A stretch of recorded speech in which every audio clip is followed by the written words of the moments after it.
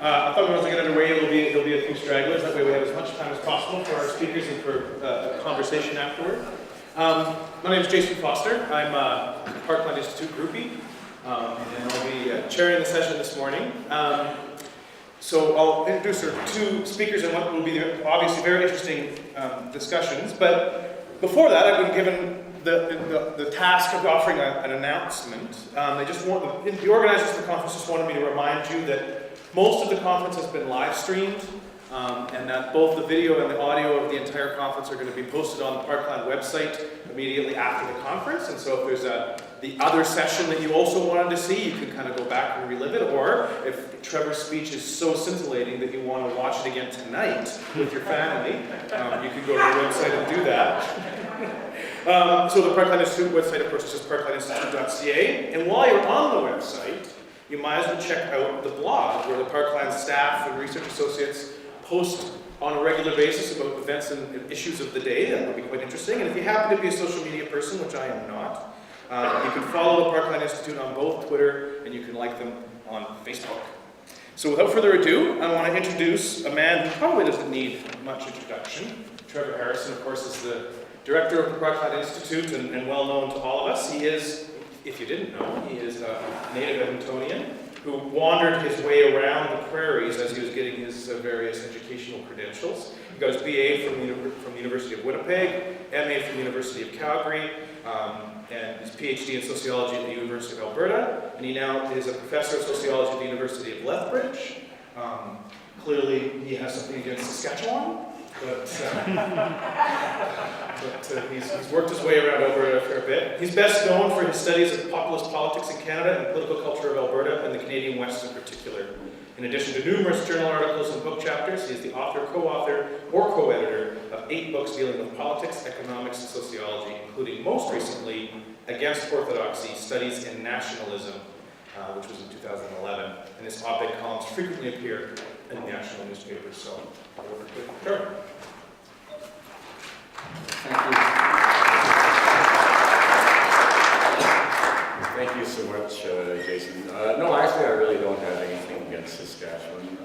Although I will say I was really glad when the Eskimos beat the Riders last weekend.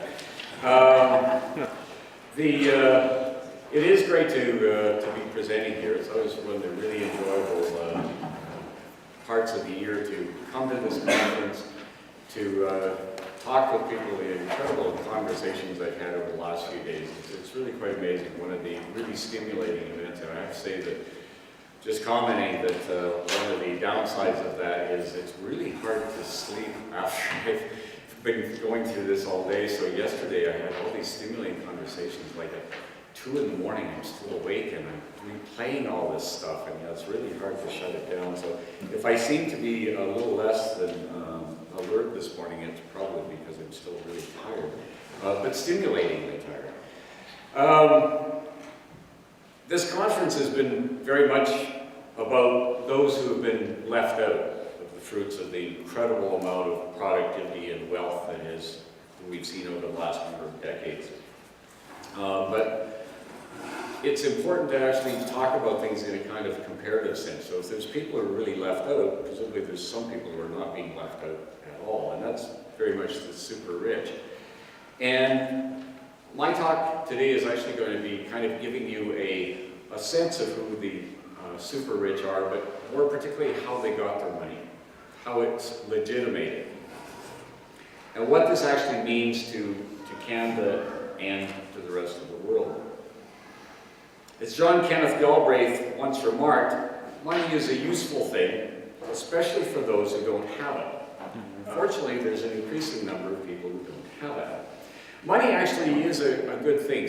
Talking about money for the moment. Money provides a measure of equivalency by which we can exchange various kinds of things. So, for example, as I said to someone yesterday, very few of us would want to go around carrying a goat in our back pocket to exchange for X bags of oats or something.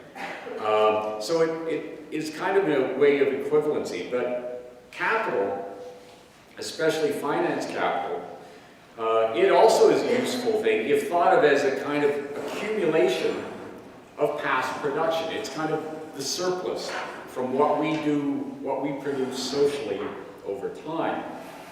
And then you use that surplus, you transform it again into some kind of other current productive use.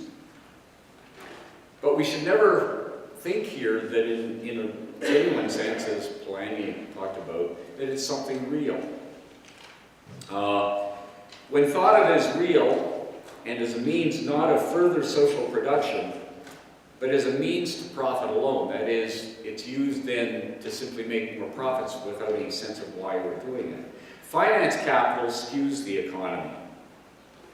And when held by only a few hands, it is also a dangerous source of political and social power, as we've been made aware of too tragically during the recent Great Recession, as it's called.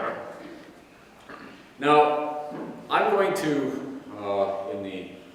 learned this from Guy overall, when he was talking on Friday. He was very good at saying, here's what I'm going to do, and here's like 3 or 4 points. I'm going to, in my talk, focus on 4 things. I actually just put up 3 fingers because I wanted to see how many people were awake to catch that. First of all, I'm going to talk a little bit about the Great Recession and why an imbalance or misuse of finance capital, how that contributed to that. Second, I'm going to talk a bit about the growth of finance capital, which has really grown quite pronouncedly in the last few decades. I'm then going to look at the world's richest, and what I'm going to do here is actually take you through some data on the Forbes Billionaires. Forbes magazine for some years has put out a list of the billionaires. It's actually a kind of a wonderful data set, so I'm going to take you through some of that. And finally, I'm going to attempt to suggest to you at least a number of different kinds of solutions that we should perhaps look at. Okay. So, the Great Recession, 2007-2009. I'm using here economists' technical definition of the recession. So there's a kind of technical definition of when a recession actually starts and when a country or the world comes out of it. Just to refresh your memory here, so it started as a mortgage crisis. It started particularly in the United States. And as real wages declined, basically those Keynesian counter-cyclical measures that we used to actually have, they had been being abandoned for some period of time in any case, and they weren't there to kind of kick in, particularly in the United States, which of course has a really low level of welfare state programs. And as Guy was talking about, alluded to at one point in his talk on Friday, one of the things that has happened over the last number of decades, since the 1970s, particularly is an increase in credit. And the reason, as I remember giving a talk at one of these conferences a few years ago, that this happened was because in terms of kind of counter-cyclical measures or ways to ensure demand in the economy, wages had been depressed, so demand was lost through wages no longer keeping up. Those social welfare programs no longer were putting money in, as Keynes had intended, to again balance during counter-cyclical periods to manufacture, create demand. The only thing that was really left was credit. And so when the housing crisis came, the mortgage crisis in the United States, it was no surprise, because all of a sudden you had people, and of course critics would say, or people watching from outside say, well, why were those banks giving money to people who had no means of support? Well, they had to. They had to give credit, increasing credit, in order to fuel the economy. But what we also found is, of course, there was all these unsubstantiated loans, lax regulation, particularly in the United States, but also Britain and other parts of the world. Questionable and very illegal investments, as we know, the idea of derivatives. And risk itself, in fact, became financialized. And so what various investment houses were doing were selling off risk to people, and it simply escalated from there. Well, the result, as we all know, is familiar now. Massive layoffs. bailouts, particularly for companies, Wall Street financial institutes, although a number went down, and bank and investment house failures. This Great Recession, the after effects of this, of course, are continuing to be felt. So even though technically the recession ended in 2009, it really hasn't ended in real terms for a lot of people in a lot of places, a lot of countries around the world. Most particularly, and I'll come back to this maybe a bit later, last year's having spent some time in Greece and seeing how a country has been killed. The suffering is real, and it's an intentional act on the part of financial institutions. What we need to keep in mind here is that, in fact, to bail out financial institutions who had actually acted very badly, very stupidly, $20 trillion in public money was used by various governments throughout the world. And that is a total up to 2010, and perhaps it's increased since then. In effect, what actually happened was mistakes and criminal activity in the private sector. The private debts were in fact turned into public debts. And so this continues to also reverberate where we have, of course, cuts to social programs, cuts to public sector workers, because people who had no real responsibility for the debt in the first place are now being asked to pay for it. And so we're being told these things are unaffordable. Well, they're unaffordable because the people who led us to that crisis in 2007 have never paid their share of what they had actually done. A lot of this has to do with the growth of financial capital, and just a few, some statistics here on this. Between 2002 and 2007, international capital flows worldwide increased from 5% to 17% of GDP. What actually happened during the last number of decades, and this is fueled very much in large part by technological changes. This is the computer world we live in, so that you can shift financial capital, as opposed to actually moving a physical building, a factory or something, you can move financial capital very quickly. Push of a button and it suddenly moves around the world. We learned this in the late 1990s when the Thai baht crisis occurred, and all of a sudden a crisis in the money in Thailand suddenly reverberated around the world, and the money was transferred very quickly, and the risks were transferred quickly all the way up to Russia and suddenly back down to Brazil. And virtually overnight we had a financial crisis then. But it's fueled in part by technology, but we shouldn't forget here that it's because of lax regulation and the allowance of finance capital to grow as an entity unto itself. In 2010, this was a fascinating report actually done by Der Spiegel in 2011. Investigative reporting, you can still find it. It's a really interesting piece of work. What they found in 2010 was global GDP was in US dollars 63 trillion, but the value of shares and bonds traded was in fact 87 trillion US. And the off-exchange trading of derivatives, which everyone came to understand was a major aspect of the crisis, was US 601 trillion. The total value of currency exchange transactions being 955 trillion. In effect, this is actually not real money at all. This is fictitious. This is what Polanyi talks about. This is money that appears to be money, it appears to be capital on paper, but it really isn't. It's just out there, and it just kind of keeps growing because no one actually keeps track of it, and because the investors are demanding more and more money, creating more and more credit as they go along.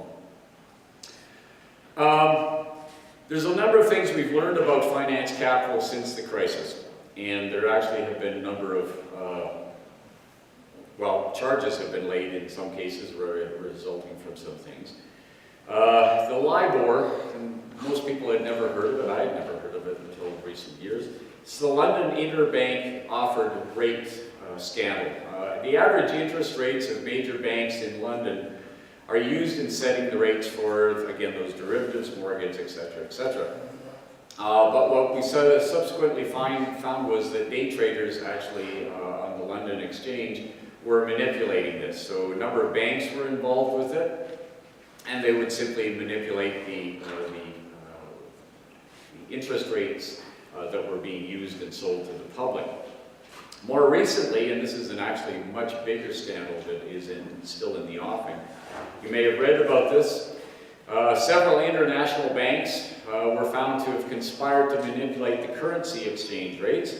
A total of $3.4 billion in US has been launched in penalties against Citibank, JP Morgan Chase, HSBC, the Royal Bank of Scotland, and UBS, Switzerland's largest bank. These are the same banks, the same financial firms that very much were implicated in the crisis in 2007 and were in fact on the verge of collapsing, but again, we bailed them out.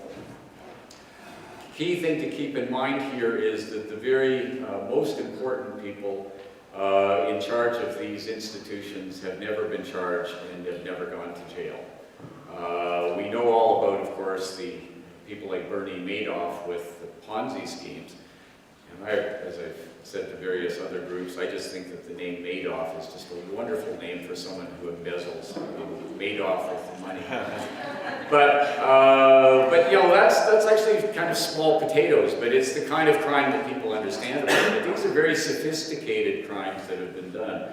Finally, there's the Forex, again, something most people would not have heard of. The foreign exchange markets, this is currency traders using different time zones to manipulate rates. And I have to tell you, I recently was writing a chapter for a book on the history of London and New York exchanges and why those are actually really the centers of finance capital.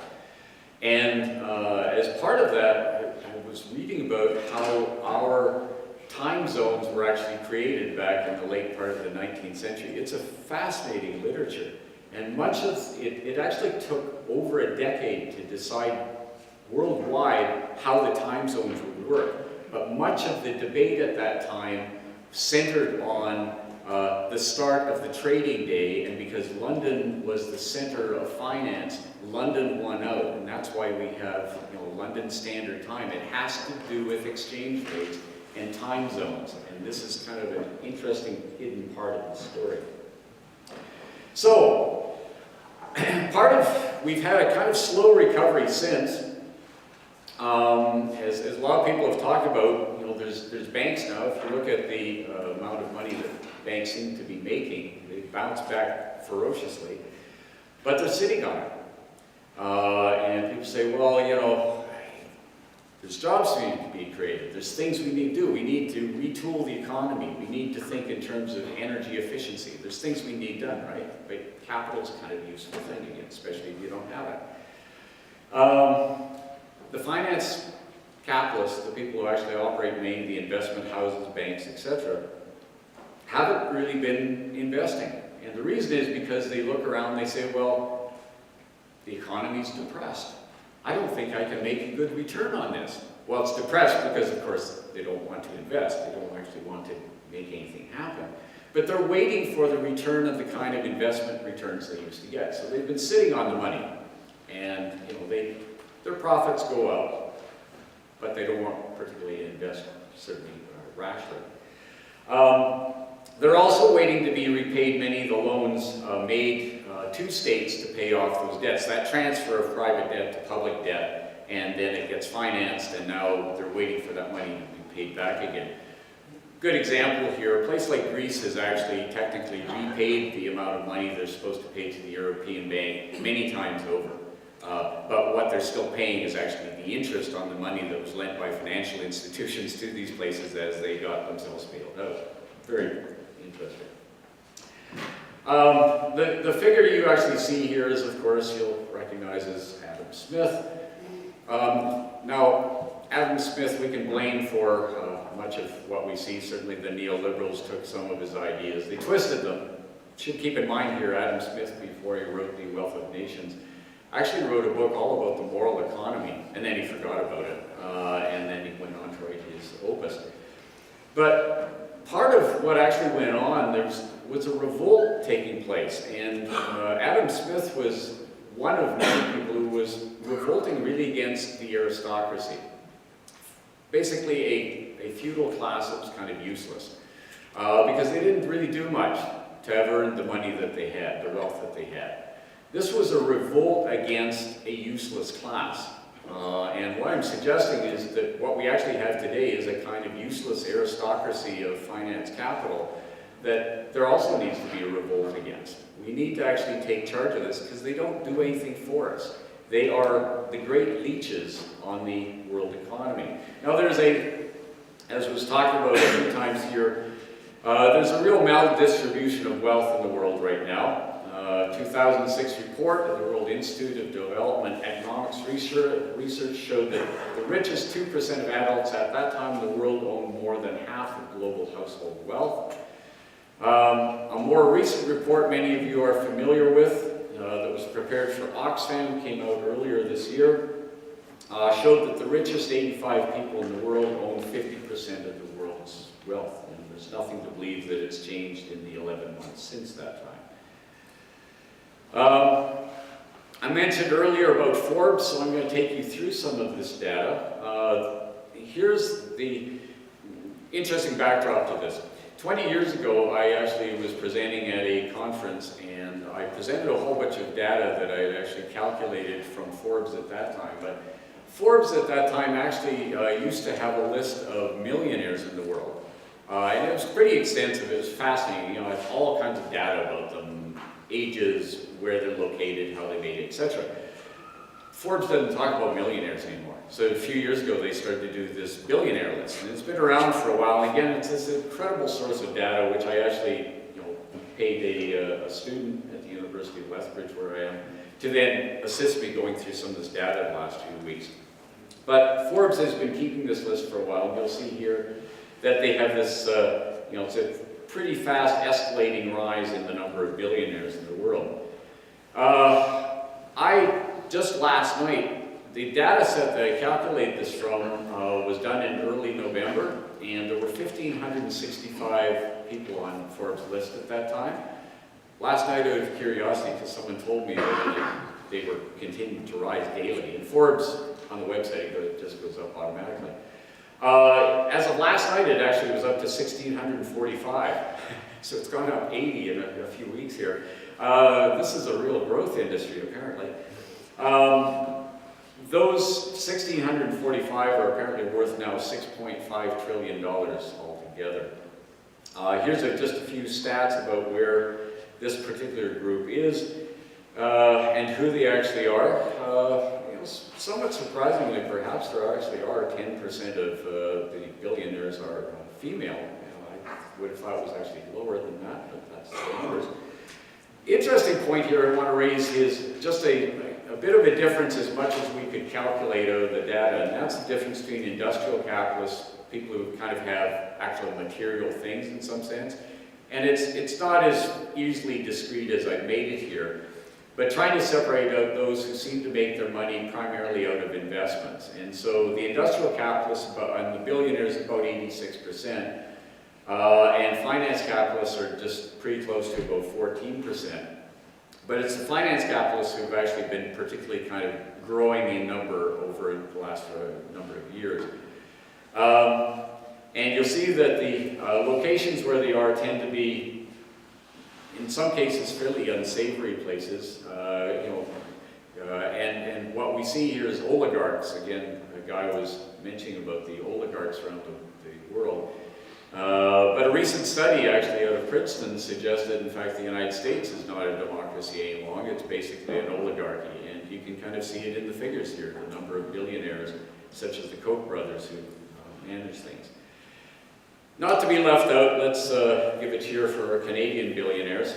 This is just the top 10, no great surprises here. What is of interest is that in 2009, the number of billionaires on the list in Canada was actually 20, and now it's 31. So there's also kind of, it's a growth industry in Canada as well. Many of these, it's somewhat not maybe surprising in Canada. A number of these are old traditional families, so you recognize some of these names. They've been around for a while, and they've kind of managed to maintain their wealth. So what are some of the consequences? Slumping demand again. We lack kind of the demand in the system. Massive inequality. We've heard stories about how democracy in the United States is being purchased. Koch brothers again being an example. The social problems.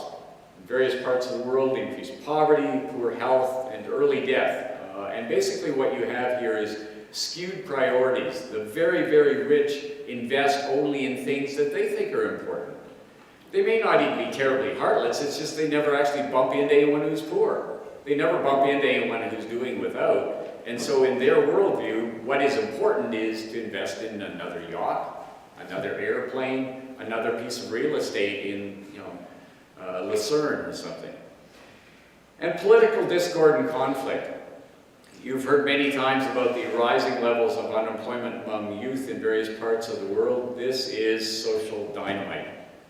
You cannot have young people do without hope for a full decade and expect that you are not going to have problems.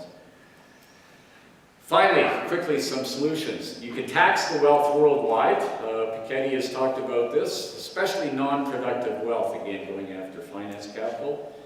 You can tax currency trades, Tobin tax we've heard about. Interesting, the United States is doing the Foreign Account Tax Compliance Act. Now here, this one is kind of interesting. They're trying to go after countries in a kind of extraterritorial way to make other countries conform to US law. Very questionable here in terms of imperialism. Sovereign wealth funds, we've heard about that. We could certainly be doing something on in the same way as Norway in terms of our own funds here in Alberta. Renationalization. We should seriously think about taking back under the public umbrella those things that have been privatized. Entrench various kind of universal human, environmental, political, and social rights, somewhat akin to what Guy has talked about in terms of the charter for the precariat. And finally, the last thing I want to finish off here on corporate crimes in the criminal justice system. I'll tell you actually, my early training was actually as a criminologist, and I worked in the criminal justice system. Lots of theories about why crimes happen, what kind of crimes there are out there, and why people will do it, and what is the best response to it. I can tell you right now that the best way of actually dealing with certain kinds of crime is jail. Right? But jail works really well for what I would term rational crimes. The types of crimes where people think about what they're going to do and calculate it in a kind of sociopathic manner, those are the kinds of people you want, and the kinds of crimes you want to go after by jailing. And here, as I was just preparing this, I'll finish off some quotes. Boy, that is sensitive. I'm going to quote here just a few sentences from a wonderful article that Eric Reguli had in the Globe and Mail last weekend, talking about basically the fact nobody has actually gone to jail for what happened during the recent crisis. Since the 2008 financial crisis, whose fix-it cost to taxpayers around the world totaled trillions of dollars, not a single bank CEO has been sent to the slammer to contemplate his bank sins, even though doing so would be an instant crowd pleaser. Going on, unless senior executives are put on criminal trial or at a minimum marched out the door in shame, shorn of their lavish bonuses and corporate golf club memberships, the rotten culture of the banks will not change. Why would it? The traders in the currency scandal who worked for HSBC, Citi, UBS, and other biggies decided that the chances of them getting caught were minimal and kept going. And if they were going to get caught, it would be the bank, that is the shareholders, not them, who would be on the hook for fines worth fortunes. The bank fines are getting so big and frequent that you can be forgiven for suspecting a mutually beneficial racket is in progress. The banks pay big fines for settlements that leave their businesses and executive ranks largely intact. The regulators typically pocket some of the fines and pad our government treasuries. Shareholders are the main losers. To break this absurd cycle and to encourage banks to operate morally, a little prison time would do the trick. Last final thing I'll mention here is that, and this is a wonderful segue for Rob, I think, All the great religions of the world at one time or another had rules about usury. That the making of money through money was disallowed. Certainly the making of money through high interest rates. I think it might be time to actually revisit some of the rules around usury, because that is actually what is going on here.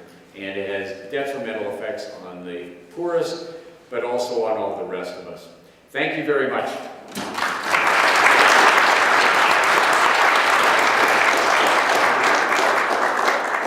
So our next speaker is Rob Aitken. He's an associate professor of political science at the University of Alberta, and his research lies at the intersection of cultural economy, governmentality, and the everyday practices of global finance. His recent research includes the practices of financial dissent, the fringe financial sector, and the cultural history of finance as an everyday practice. And he has a forthcoming book coming out next year called Fringe Finance, Crossing and Contesting the Borders of Global Finance. So, Rob.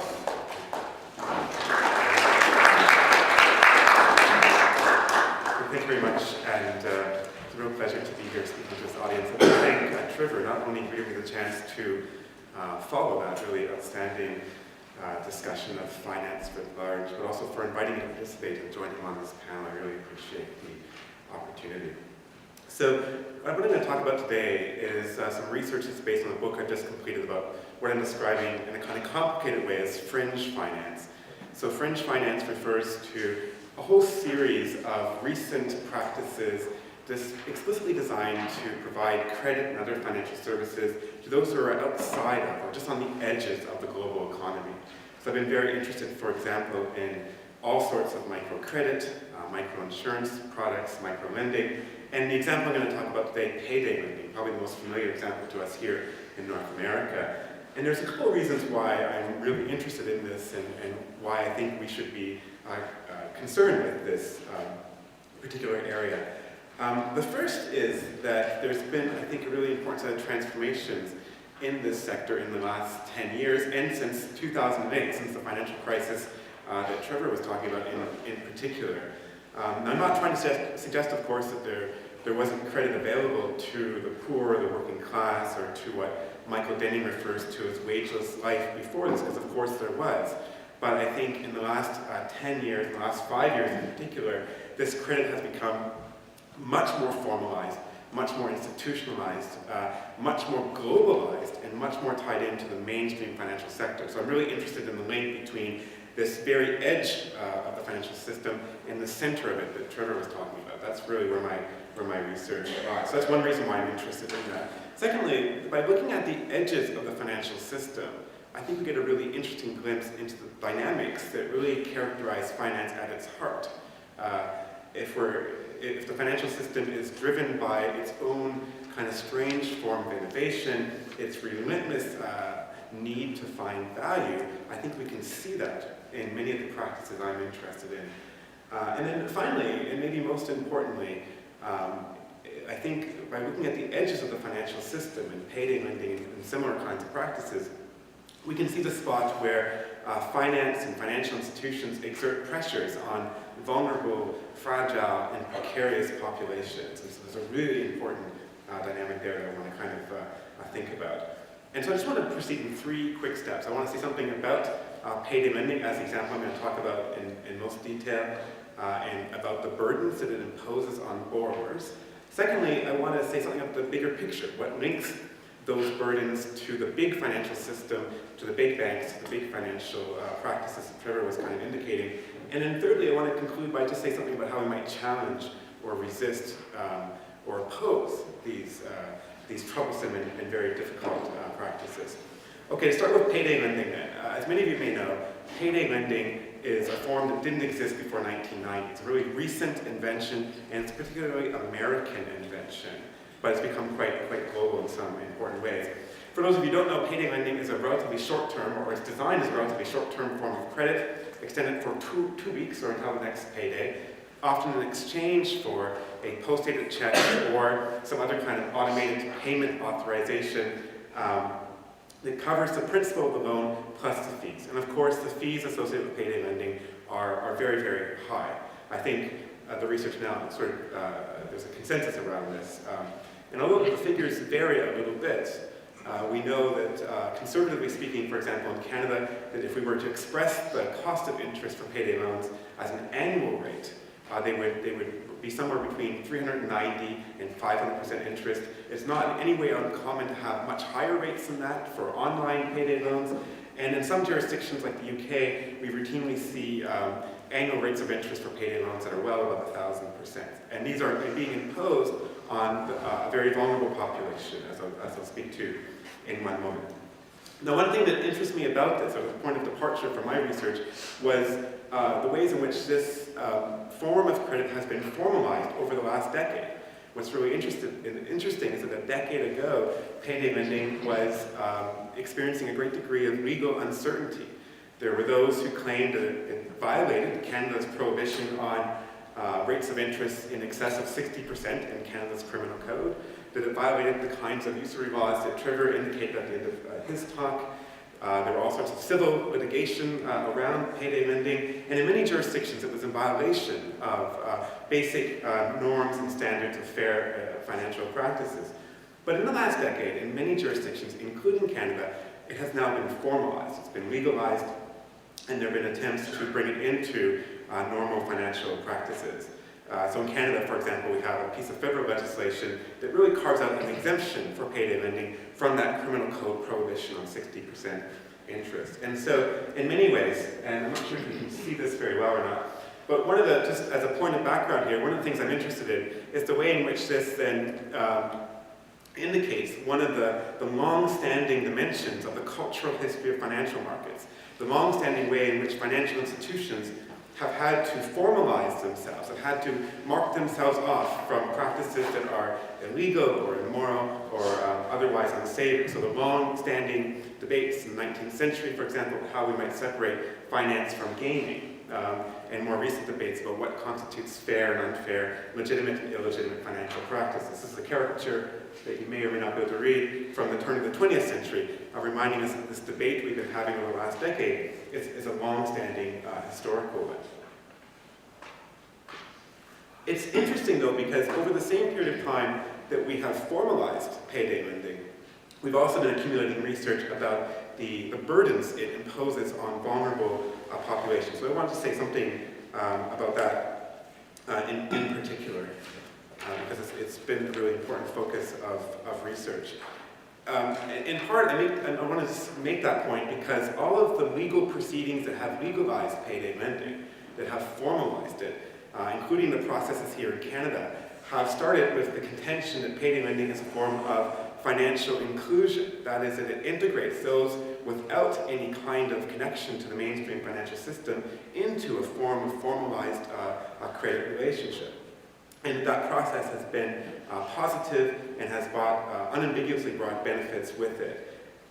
So the Canadian legislation and the hearings around it and the provincial regulatory processes have all sort of started from that particular perspective. And I want to sort of challenge that by suggesting that we could see it not as a form of financial inclusion, but as a form of what one British academic calls adverse incorporation. I mean, it is true that these practices do address themselves for the most part to populations who do not have a solid or stable relationship with financial institutions, to populations that have been abandoned by banks, but at the same time, they often incorporate those populations into a formal financial relationship in ways that deepen their inequality, in ways that exacerbate their precarity, in ways that heighten their fragility. And so I think research is accumulating that might suggest that many payday borrowers are worse off than they were beforehand. I want to point to three particular reasons why we might make that case. And they might be obvious to you, but I just want to make them explicit about some of the reasons why payday lending is often a burdensome form of credit for those who borrow. First reason is that, and this is sort of, I think, obvious, but it's worth restating, is that they're sort of a technique of differentiation. What I mean by that is that they do incorporate those outside of or on the very edges of the financial system into a credit relationship, but they do so in ways that exposes those borrowers to much higher costs than predominate in the mainstream or prime sector. I mean, if you think about 400 to 700% APR, you're seeing a differentiated rate. So it's a very segmented market, one that has very high costs associated with it. Secondly, research is accumulating that suggests that payday lending also is immobilizing. That is, it's not a form of credit that opens up possibilities for those who borrow, but actually a form of credit that actually closes down options for borrowers over the medium and long term. I mean, on one hand, this is just a reference to the burdensome costs associated with payday lending, that as you borrow more and more from this form of credit, your options become more and more complicated and constrained, and you become often more and more entangled in complicated forms of debt, that your financial flexibility actually closes, not improves. But there's also a really important point to be made here about payday lending as an unsecured form of credit. And what I mean by that is that payday lending is not, for the most part, integrated into the conventional credit reporting practices. So that for those borrowers who somehow actually manage to retire a payday loan, that is not translated into any kind of productive or positive credit report. There is actually no way to improve credit history, to build a productive credit report through payday lending. It's simply not reported. And yet, over the last 2 years, payday lenders have begun to actually record credit defaults. So where successful credit experiences in payday lending are not reported, negative ones are. And so this is often what we would suggest is that a form of credit is not a pathway to any more affordable form of credit. It doesn't open up possibilities. It often immobilizes borrowers in long-term cycles of indebtedness. And then finally, I would also suggest that payday lending, one of the key burdens associated with it is this kind of difficulty of sustained use. This is important as well because all of the regulatory hearings, both here in Canada, in the UK, US, around the world, they justified and rationalized formalization by suggesting that this is a short-term emergency or exceptional form of credit. And this is why there's high costs associated with it, that borrowers have to recoup high transaction costs over a very short window, over a 2-week period. And so the costs need to be high.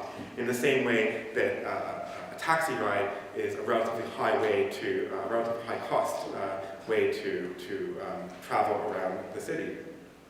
And yet, even though payday lending is priced, marketed, and regulated as a short-term credit option, it's actually, in practice, used as a long-term, sustained form of credit entanglement. There's a ton of research about this now that suggests that those who get themselves entangled in payday lending end up entangled over the long term. So the Consumer Financial Protection Bureau in the US now, which has done some conservative, I would argue, research in this, suggests that at a minimum, over half of payday borrowers are entangled in at least 12 payday transactions a year, and a full 30% have over 20 payday transactions each year. If you think about the payday period as a 2-week period, this is clear evidence of sustained use, long-term entanglement over time, not a short-term or exceptional form of credit. And so there's a really important burden there. And taken together, then, all of this suggests that payday lending imposes really important burdens on those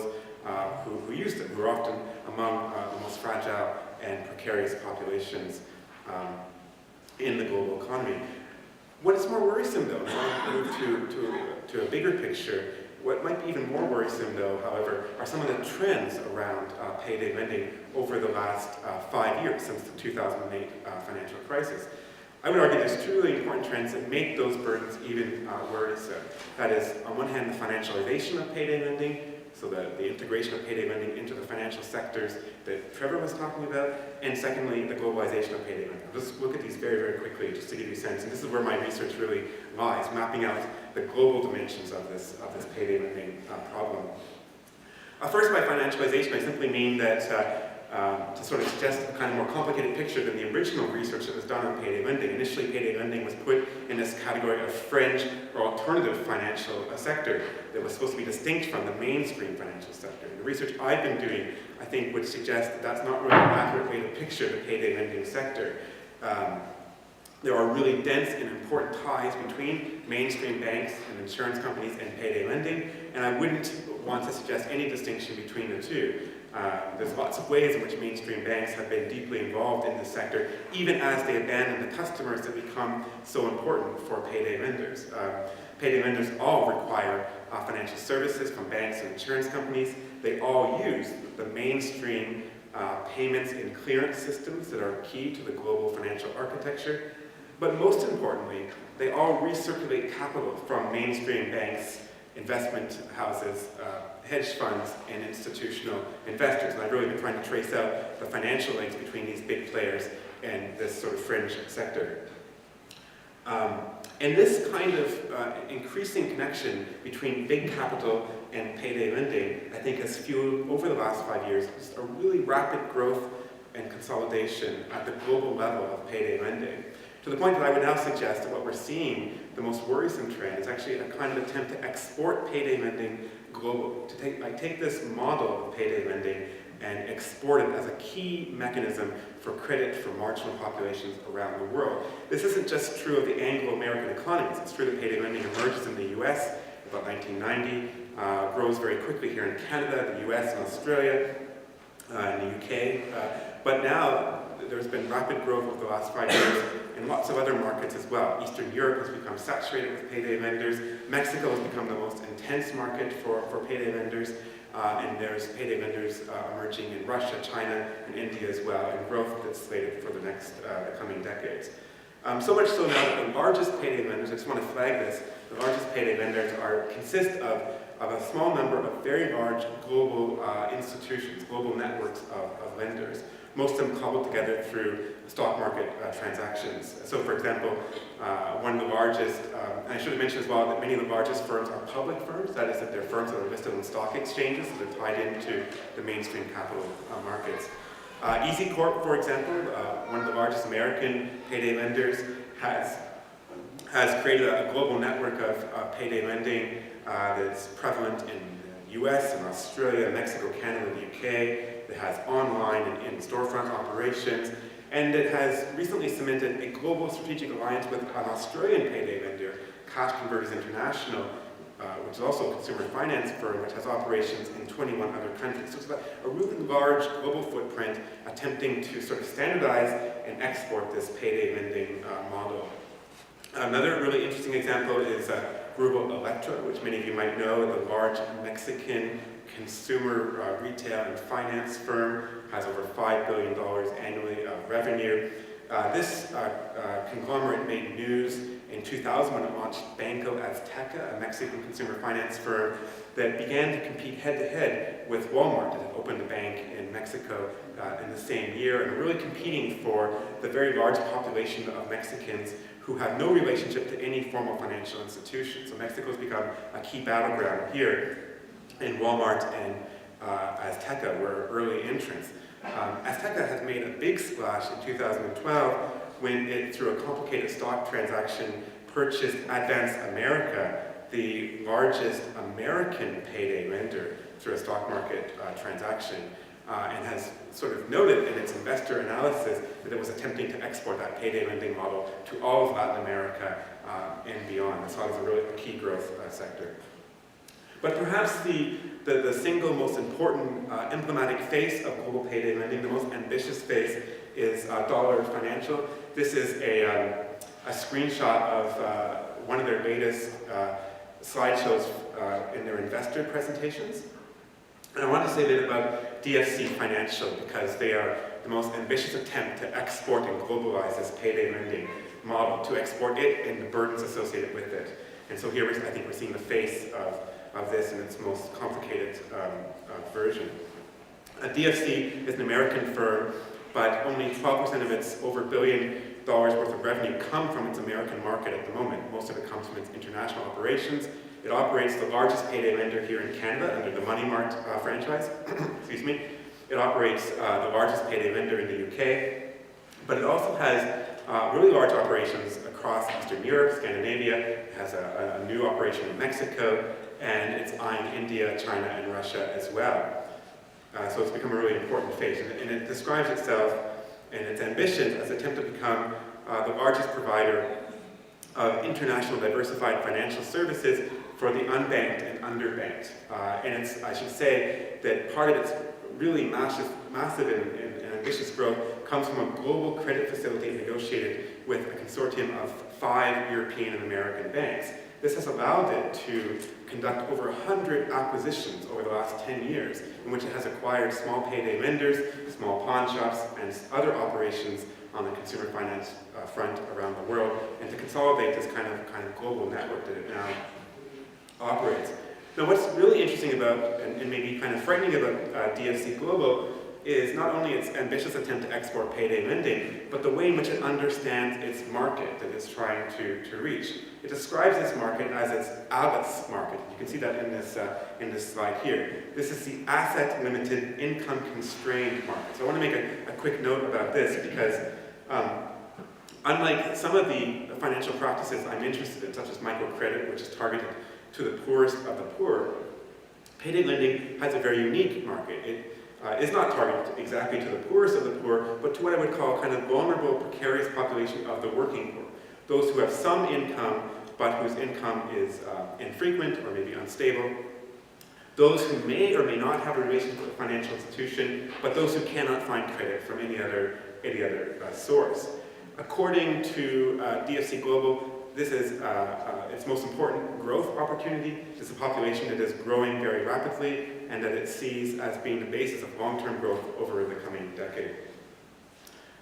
It notes, for example, that significant and declining wages in many parts of the world, coupled with significantly higher prices for goods and services, mean that there will be large migrations into this ALICE category, and it wants to be well positioned for growth in this sector.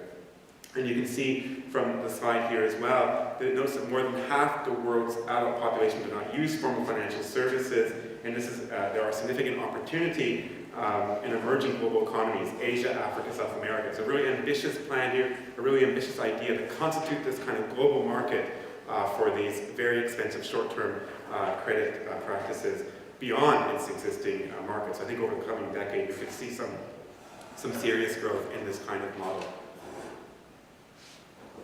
Before I turn to my conclusion, I just want to say, by way of summary, that I think there's some really interesting implications for this attempt to export payday lending along these terms. On one hand, what we can really see happening, I think, in operations like DFC Global, as the face of this kind of globalization of payday lending, is an attempt to really extract financial value from the very edges of the financial system and from the vulnerable bodies that make up those very edges.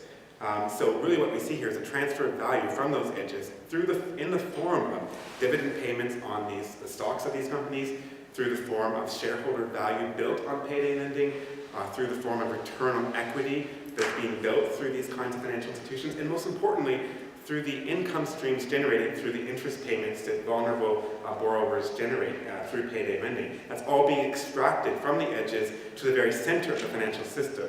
And DFC then returns this to investors in very complicated ways. And I think this then speaks to one of the dynamics that's at the very heart of global financial markets and the kind of financialization that Trevor is talking about. This kind of innovative way in which financial institutions seek to extract value in increasingly complicated kinds of places. That, as many commentators have noted, that when our economy is dominated by finance, what often is the result is a preoccupation with prospecting for new asset streams. They attempt to convert inert practices, bodies, and categories into financial value. And what I would argue is happening here is basically the conversion of vulnerability into financial value. And I think we need to see it in those kinds of terms. I want to conclude, though, by just saying something about the possibility of resisting and opposing and challenging these kinds of practices. There have, of course, been really important forms of activism against payday lending, especially the American network of activists who've challenged payday lending over the last 20 years. They've managed to win some really serious consumer protection measures. But I think there might be some ways in which that activism, if not is not limited, nonetheless needs to think about some of the really complicated challenges over the coming decade. Activism has been somewhat vocal in the sense that it's pursued solutions within particular jurisdictions, and hasn't really, I think, at this point, thought about the global dimension of this problem. How to challenge payday lending as a globalized phenomenon is a complicated kind of issue. I want to just point, by way of sort of my final thought, about some work that's been done out of Occupy as maybe one promising line that might help expand the political discussion around this kind of practice. And it has to do with the way in which in the last 2 years, many Occupy activists have begun to think about debt and have begun to expand the political discourse around debt. I think there might be some resonant possibilities there for just expanding our conversation in ways that might help us challenge this kind of development. I'm just going to conclude by looking at this. This is an example that many of you might be aware of, the Rolling Jubilee. The Rolling Jubilee was an offshoot of Occupy that essentially, beginning in 2012, cobbled together small donations, averaging $40, in order to buy bad debt in secondary debt markets, in order to forgive it. This was launched at the People's Bailout in November of 2012.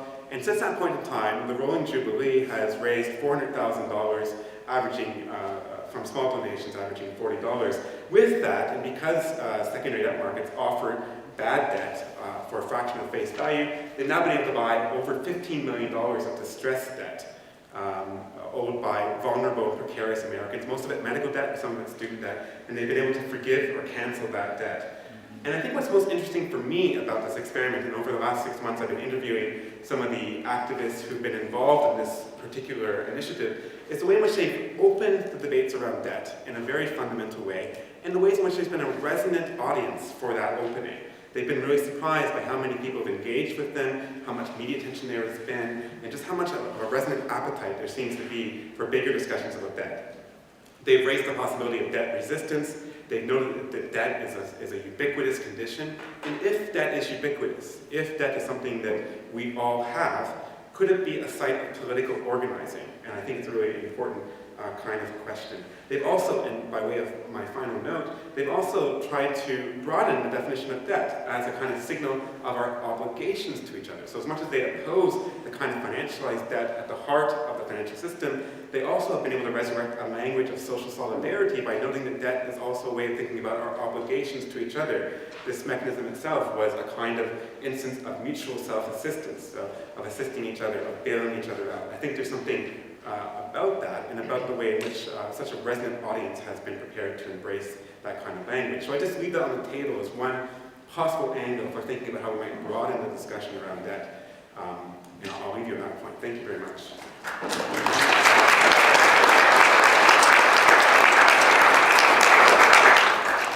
Thanks, Rob. So we have about 15 minutes or so for questions and discussion around this. So what I think we'll do for convenience sake, and we've been doing other sessions, we'll take like 2 or 3 at a time, and then hand it over to the speakers to be able to.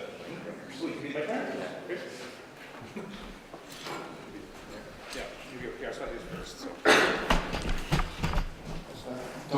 Dr. Harrison mentioned attempts like a total tax, trying to bring some regulation to the international financial markets, but aren't a lot of the new trade treaties trying to forbid any kind of intervention like that, or bringing those controls like that online?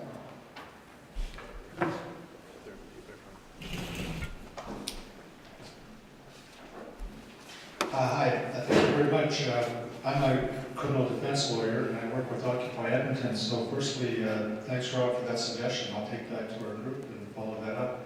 And just like to comment that in my opinion, 90% of the jails are populated by poor people. And if there was a guaranteed income and drugs were legalized, the prison population would be reduced by at least 90%.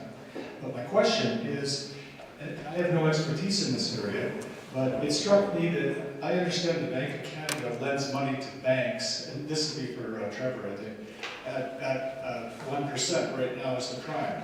And then they lend it, the banks get it at 1%, they lend it out from 3 to 5 to 8 or whatever, 20% of their credit cards. So they are guaranteed by the government to lend the people's money to make billions in profit per bank. Why don't the people get that at 1% like the banks do? And the gentleman in the back would be great.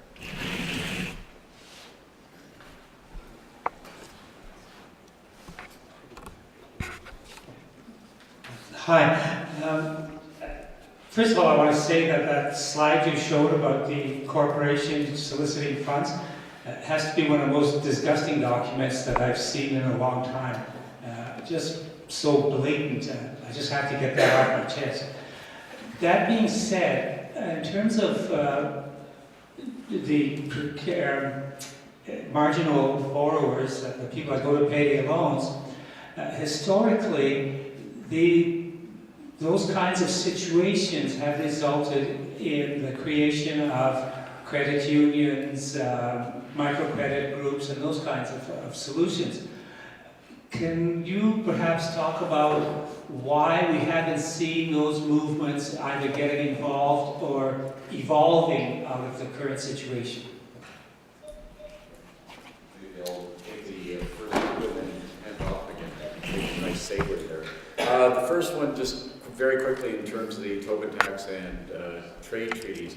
One of the things that I did mention certainly on there, and probably should have, is I think actually one of the other solutions going forwards is we actually need to open up and probably get out of any number of the trade treaties.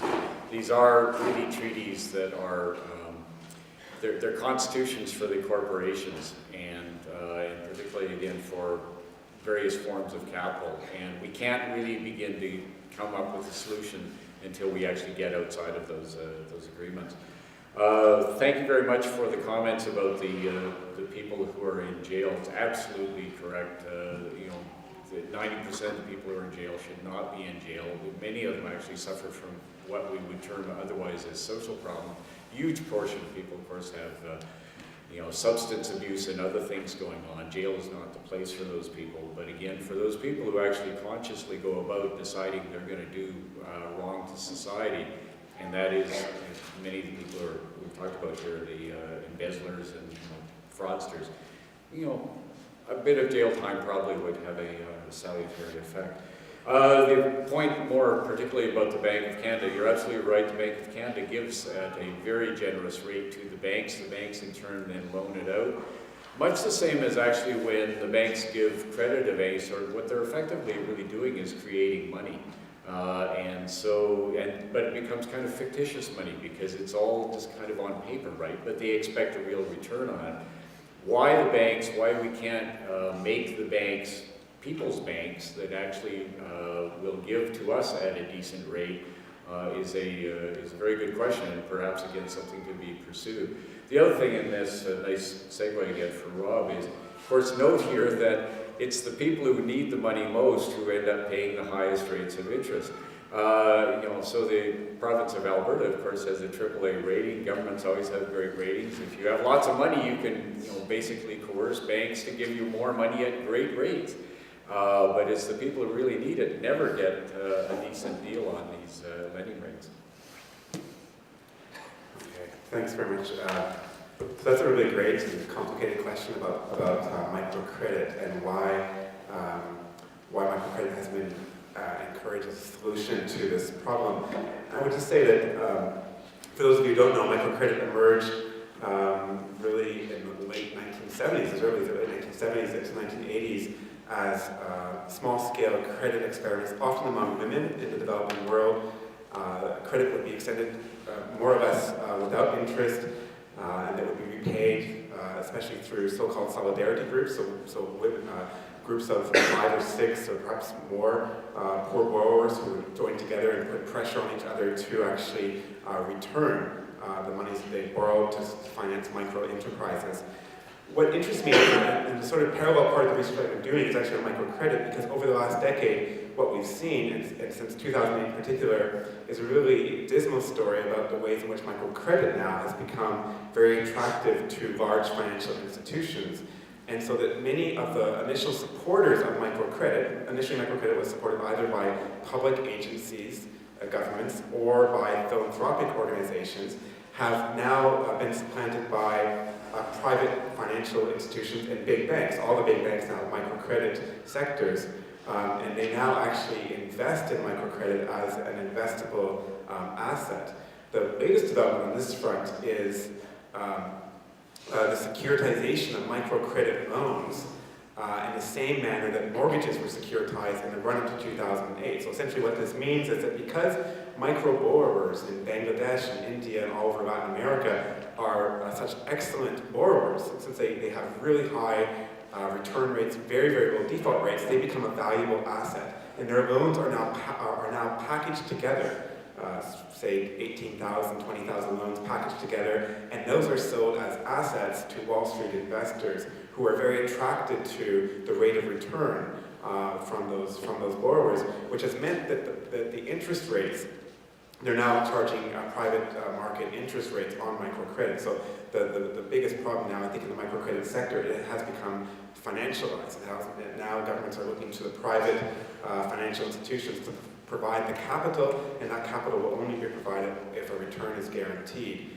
I'll just punctuate that by saying that this has been the most dramatic episode of this occurred in the last couple of years when two microcredit organizations launched IPOs, where they began to float themselves as private financial institutions open to foreign investors. So a large Mexican microcredit organization called Profiteers and the largest microcredit provider in India, SKS Finance, both launched wildly successful IPOs that were attractive to American and European large institutional investors. So, and they were attractive because now microcredit borrowers are expected to return higher rates of interest. And so I think part of the problem here is that microcredit is becoming very, very similar to payday lending. In fact, what was initially perhaps a productive idea, one that was rooted in a non-profit model of credit extension, has become, in the jargon of the World Bank, organized as a market-based solution. And I'm not sure I would distinguish between that kind of microcredit and payday lending. So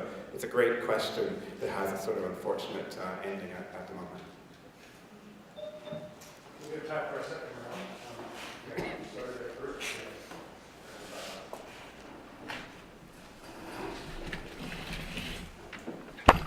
Yeah, thank you. I think I should start with a disclaimer.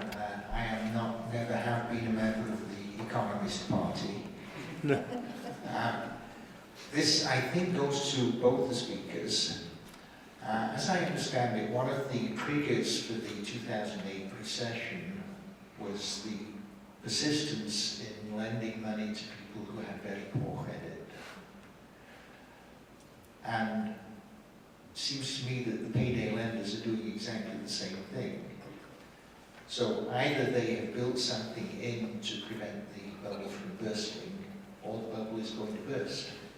Could you give us an estimate of which it is?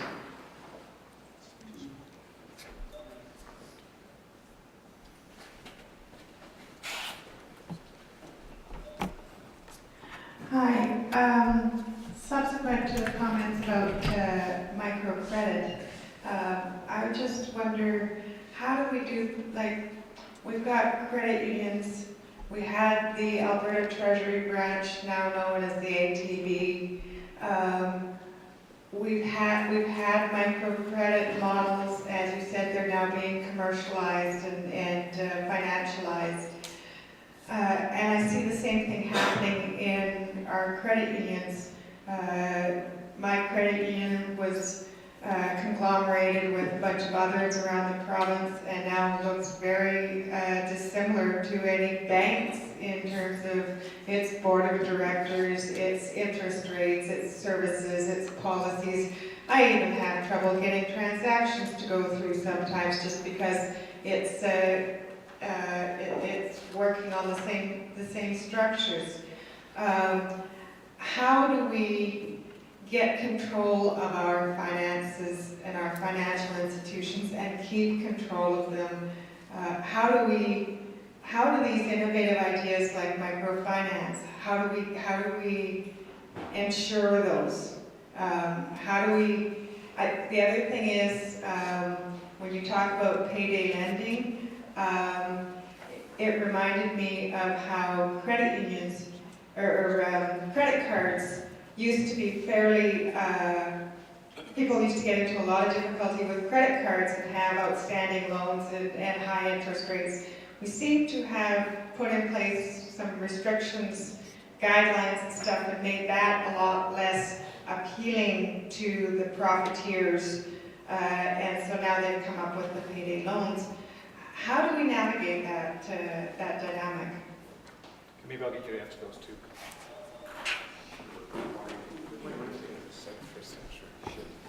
The question about credit leading to recession, and in a sense have we learned something, and what's going to happen in the future. Quick answer, and I'll maybe elaborate. We haven't learned anything, and the next crisis is coming along, and it's going to be worse than the last one. And the reason is very much the same. What we have is a depression of the real wages of people around the world. And that goes actually here in Alberta, where the vast majority of people, 90% of people in this province, have not seen a real increase in their wages in the last 30 years. The money is all going to the top. And so in order, if you think of the magical system of kind of production and consumption, and that's what Keynesianism was meant to do coming out of the Depression, Second World War. But we got rid of that. We've constantly got rid of that. We've been depressing the wages, and so the only way to get people to purchase things has been by giving easier and easier credit. But it locks them into a credit trap, and it also locks us into an unproductive economy. And that's what's going to happen again. There is going to be another crisis. This is as predictable, as obvious as anyone can see out there. And it's going to be worse this next time than it was the last time, because we've learned nothing, and the politicians, the political class, and the financial interests are basically saying, okay, we can continue to ride this a little bit longer. So I wish I had better news on that front, but I don't. Well, let me add to that news, because I'm pessimistic as well. And that's a great question about the parallels between this fringe lending and the subprime crisis in 2008. It's true that that crisis was fueled by mortgages to those who were not in the prime credit market, so a very similar demographic as I'm talking about. And I think you're right, that there is currently at the moment, in certain sectors of the areas I'm interested in, there is a bubble. It's most prevalent in the microcredit area that I just mentioned, that investors are racing to get realized value from this sector, and as we've seen, that creates a kind of a confidence that then can actually burst. And in fact, we already have one tragic example of this in the microcredit sector, the 2010 microcredit crisis in India, where in fact private investors, especially European investors, were attracted to the high rates of return, which was putting pressure on the money lenders to place more and more microcredit loans that could not be called back very easily, that result not only in massive defaults, but also in borrower suicides. We know that there was some debate about how many suicides resulted from that particular episode. There seems to be a consensus that at least several dozen borrower suicides resulted, maybe more than that. So it has a tragic impact on the stability of the economy, but also in real human terms as well. And we're beginning to see the securitization of payday loans on the same line. There's some experiments, and investors seem pretty excited about that possibility. I'll just say one quick word about the credit union question. It's a really great and complicated question. Unfortunately, there are some exceptions to this. There's some credit unions who are experimenting with offering their own fair version of short-term loans, but most of them are increasingly being pushed into a competitive market environment where they have to compete for customers, and so they are somewhat limited there. There are some exceptions, though, where credit unions have been involved in regulatory reforms. So there's, just mention one quick positive moment. The state of Colorado recently passed a Payday Loan Reform Act that was supported by credit unions. And it allows borrowers who take out a payday loan to extend the payment period over 6 equal payments. So essentially it allows borrowers to amortize that loan.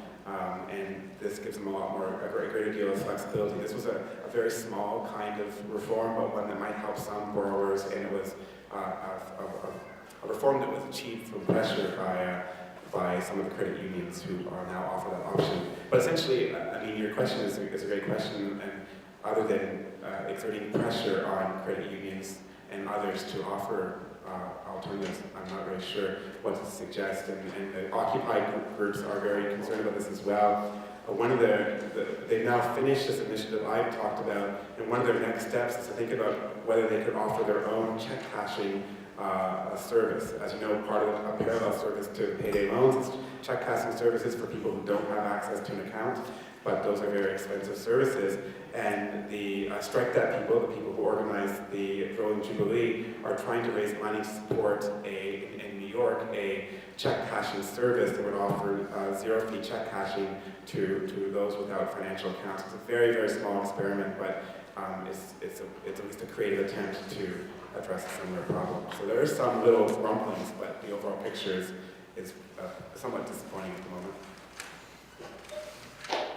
Okay, thank you. I appreciate there's other questions, but we've come to the end of our time. I just want to thank our speakers one last time, and please join us to the conference.